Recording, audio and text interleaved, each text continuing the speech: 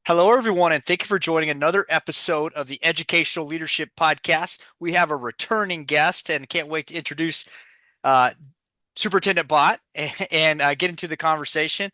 But before we introduce Superintendent Bott, we do want to give a shout out to our sponsor, Ideal Impact. Ideal Impact's giving away hundreds of millions of dollars to public education in the form of a free gift. I want to say they've exceeded $1 billion in funding. Don't quote me on that, but they've given away a lot of funding, unrestricted funds to district. So if your district needs unrestricted funds, reach out to Ideal Impact.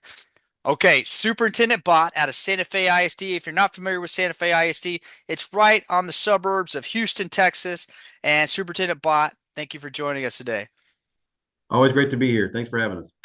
Yes, sir. So, just so our listeners, and I know some of our listeners may have heard your last episode, if you can share a little bit about your background, just in case we got new listeners jumping in here. Oh, sure. I'm originally from the Houston area, kind of made my way around Texas, was in Waco for 11 years, and Austin, Lampasas area for 11 years, and ultimately just kind of came back to this area. For those who aren't familiar with Santa Fe, unfortunately, tragically, 7 years ago, there was a school shooting in Santa Fe. And I came here about 3.5 years ago just to kind of help rebuild and just reshape the culture with the community and with the teachers and parents. And our community feedback has been so positive, just as an all-time high, and just reshaping the culture and the trust between our school system and our community. And it's been a very, very positive experience for myself, for my family. And yeah, going on, like I said, 3.5, 4 years here as the superintendent. And just like I said, very fortunate to be in this area. Yes, yes. Excited to have you on the podcast today. And every superintendent that comes on brings something unique to the table with backgrounds, experiences, locations. It's a very we have a very diverse group that comes on the podcast. So excited about what you can bring to the table today in our discussion. And so what's on your radar today? Seems like from the time we started this podcast back, I don't know, somewhere around COVID, right? So back in that time frame, up until now, public education is changing, right? So some people think they have it all figured out, and if they think they do, they're probably wrong, because it is changing. And so what's happening in your world these days related to public education? So I'm going to talk on really a couple of things. The first one, I'll get right into the nitty gritty of just the relevance of what's happening in the Texas state legislature, and I won't dwell on that too long because I do want to give a little bit of insight into cybersecurity, because the district was the victim of a cyber attack recently, and I'll circle back to that. But there was a time, honestly, Gary, about 10 years ago, maybe even less than 10 years ago, where public education was not a political topic. It's hard to believe that because it's such a huge, if not the top billing topic right now. But there was a time when public schools were just trying to help kids, and people realized we weren't a political entity, and now it's become this political engine.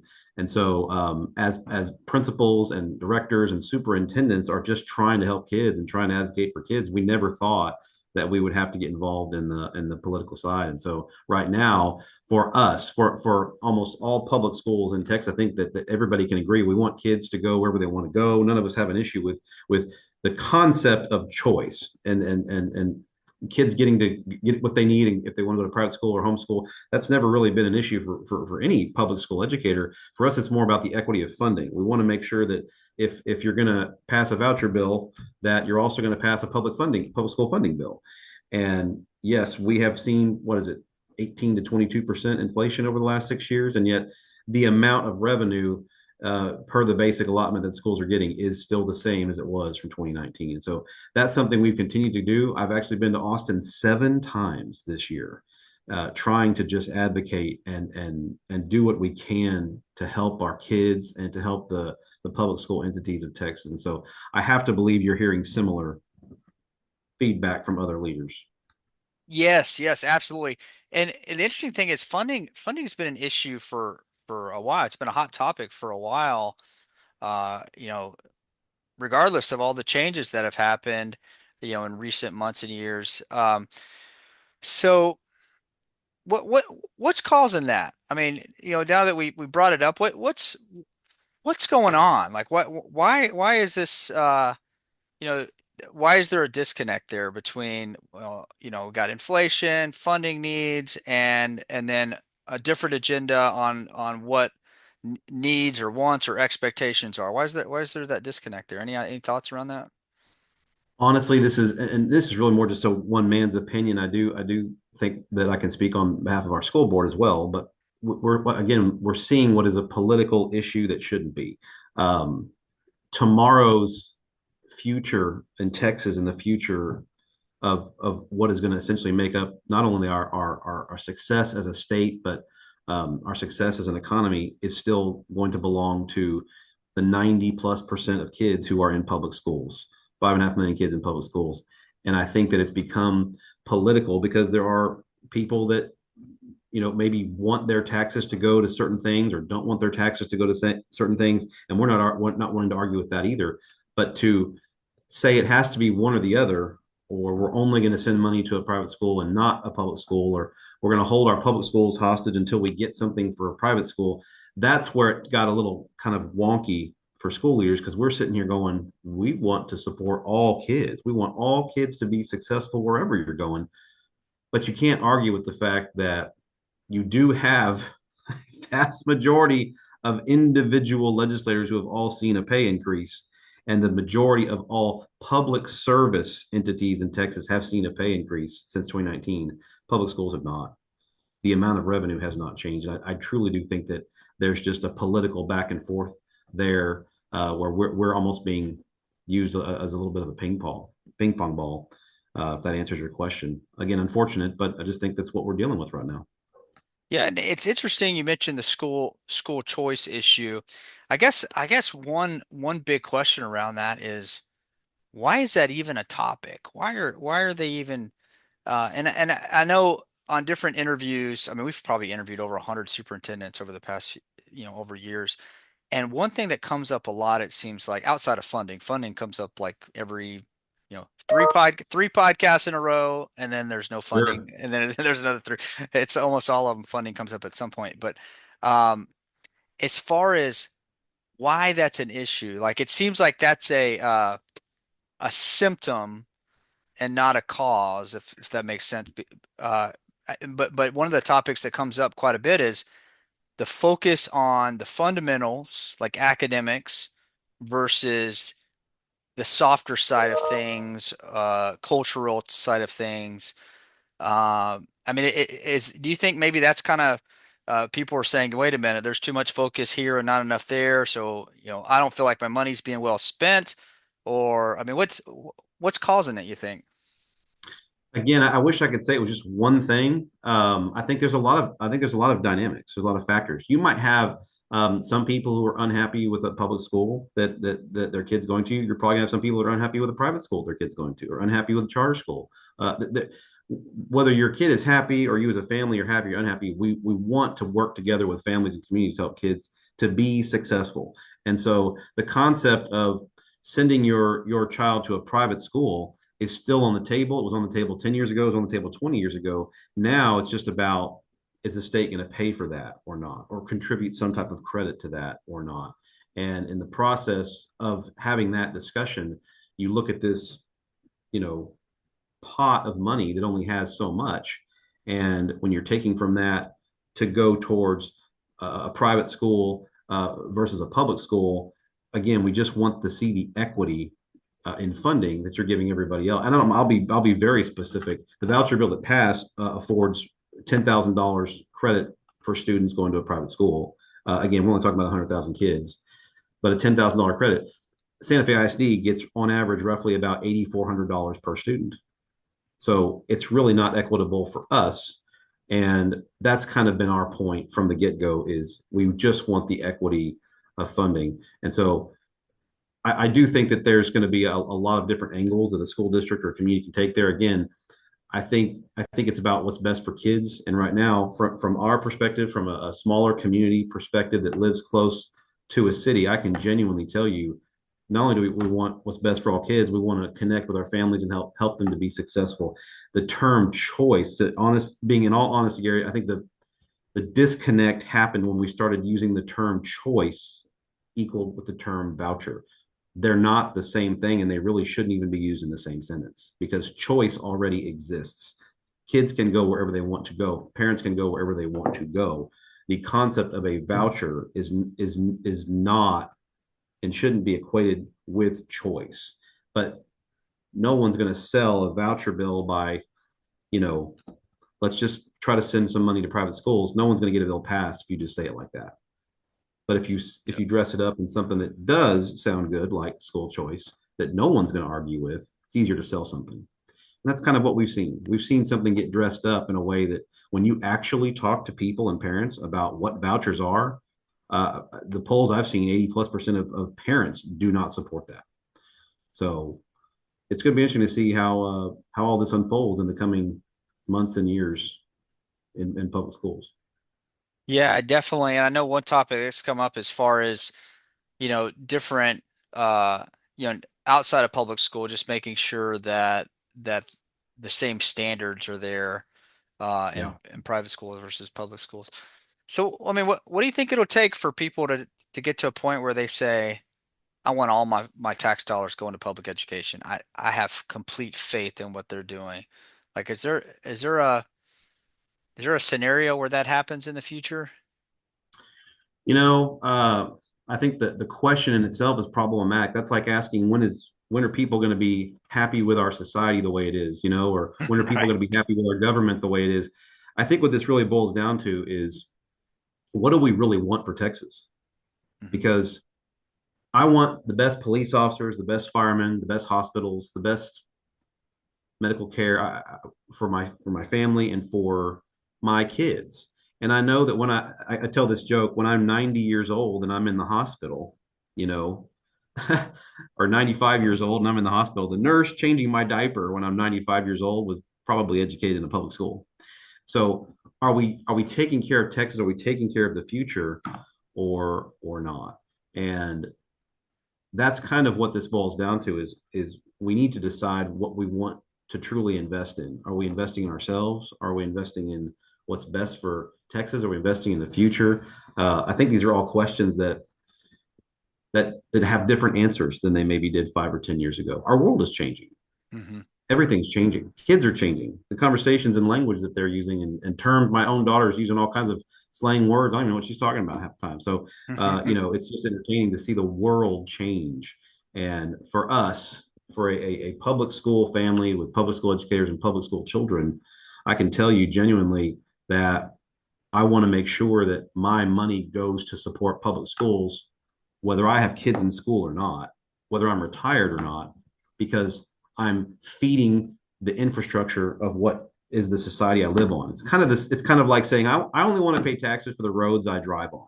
Hmm. you know, we don't get that choice. We don't just move forward as an economy doing what's best for ourselves. We move forward by doing what's best for ourselves and everyone in our community. And so I think that's kind of the little bit of the warp mindset that's changed over these past few years is, you know what, I just want my money going towards this. And that's not how you further society. That's not how you further the economy. I think we're going to have to get back on track as far as when parents decide to stand up and say, you know what, we only want our money to go towards public schools. I think if I had that answer, I'd have written the book on that by now. You probably would have too. Well, But I'm still convinced that no matter how many bills pass or kids are in public schools, the majority of kids will continue to go to public schools in the coming years and will make up the foundation of Texas one way or another. We don't give up. Superintendent Bott, I'm pretty confident we're going to figure it out on this podcast right now. So we're gonna have that Hey, answer. if you do, I'm all for it. Very So, good. what's worst case scenario? Let's say funding is divided, right? Let's say and forgive me if I'm not describing this the right way. Let's say at some point in the future, uh, public education funding is split in half because people are saying, "Hey, I want to send my kids over with these tax dollars and that sort of thing." I mean, because you have these massive schools, right, that have operational budgets and that have to be, and there's a lot of expenses. So if the funding's pulled away, I mean, I guess schools start shutting down. Is that kind of what happens, or? I think that's inevitably what's going to happen. The problem is mathematically speaking and numerically speaking, it would be impossible to see the majority of kids in Texas anywhere but public schools. There's not going to be enough private schools or charter schools to come up even in the next 50 years to offset what we now have in existence to service the 5.5 million and growing number of kids in Texas. So look at it like this: they just passed a $1 billion voucher bill, $1 billion, and it's only for 100,000 kids. Mm. And there's 5.5 million kids in public school. So, and this was the largest voucher bill to ever pass for the first time in the country. Other states started at 10,000, 20,000, 30,000 kids. In fact, other states have warned us not to do so much so fast because it is a lot to try to work out. You risk inaccuracies, you risk abuse of the system. You might have a kid that's going to take their voucher and then drive across state line and have their kid go to school in Louisiana. See what I'm saying? In a public school in Louisiana. So I mean, there's a lot of just gray area that you need time to work out. But mathematically speaking, the majority of kids are going to continue to be in public schools for many, many, many years to come. Conventional logic would say, take care of everyone. Yeah. Yeah, it makes sense. And obviously we're an advocate for public education. With the podcast, we're sharing a lot of the good things that are happening. And we're discussing a lot of the topics that people don't get to hear directly Yeah. from superintendents. They hear from, other channels. Um, we just have a couple minutes left on the podcast, but I'd love to hear what's coming up out at Santa Fe ISD. Anything exciting happening on the horizon to Yeah. I do want to kind of just to kind of circle back a little bit and finish up with what the legislature was doing. They are also talking about what they're funding, and one of those things is obviously school safety and security, and those are obviously hot topics. One of the things that's not a hot topic, and I think is going to start becoming a hot topic, is cyber security. I talked with you briefly about 2 or 3 weeks ago. Santa Fe ISD, within the last few weeks, was recently a victim of a cyber attack. And we've got national champion cheerleaders, baseball teams going to the playoffs, softball teams, volleyball teams. We've got all of our kids doing amazing, phenomenal things. And, fine art, we've got fine arts kids with finalists at the rodeo. I could list at the end of the year awards. I'll list out all the accomplishments of our kids. It's always impressive to hear the phenomenal things that kids and staff are doing. At the same time, and no one ever predicts a cyber attack. And we were the victim of a huge cyber attack where some entity from the outside came and tried to shut down all of our systems. It actually corrupted a lot of our Mm. systems, and it has been, I think, almost 3 weeks now, and we are still rebuilding servers, and we have staff in the district using student devices because a lot of the staff devices that were corrupted. And those are just things you don't expect to see. And the company we're working with called Layer 3, I don't know if you've ever heard of Layer 3, they actually specialize in restoring businesses and school districts and entities that have been the subject of a cyber attack. They are seeing cyber attacks go up 30-40% this year alone. And everyone's just always trying to build their infrastructure to prevent these kind of things. I'm fortunate and thankful to say that Santa Fe did not see a breach of any sensitive material or any sensitive student or staff. I mean, most districts can't say that, and we didn't see that. But those are some of the things that, like I said, people don't realize actually go into. You think, oh, I send my kid to school and normal school day. I don't even think the cyber attack was a thing when I was in school, like at Mm. all. Yeah. You know what I'm saying? So there's just the changing dynamic of what public schools look like because you've got so many teachers, so many support staff doing everything they can to connect with parents, connect with kids, connect with families, make the school system that we have and our public school, every public school we have, as inviting and positive and successful as we can. And yet, the arrows that come from the media or the legislature or the news or sometimes even just social media alone, you're always having to throw those, what do they say about the buckets? You need at least whatever 7 positives to outweigh a negative. Yeah. That's what we're always doing. We're always trying to show the positive and great things that our kids and staff do amidst what is just a rapidly changing dynamic. And so I've never been the subject of such an intense cyber attack. And I can tell, and I've visited with many other superintendents just over the last week to say, make sure your payroll is a multi-factor authentication. Make sure um, uh, your applicant tracking and your student data services are multi-factor authentication. You know what I mean by that? Like you Yep. get a text when you log in, kind of stuff. Yep. Everything has to be multi-factored now because there's just crazy people out there trying to take and steal, and it's wild. But we've come out okay. We've landed okay. It's always my biggest advice right now to superintendents and educators is just protect whatever you can physically and structurally in the cyber realm, not just the physical realm, but in the cyber realm. And I never thought I'd be saying that. Never thought, never thought we'd have that conversation. So no, I just want to make sure I shared that with folks, as it is sadly a rapidly uh, growing concern. Yeah, no, I appreciate you sharing that.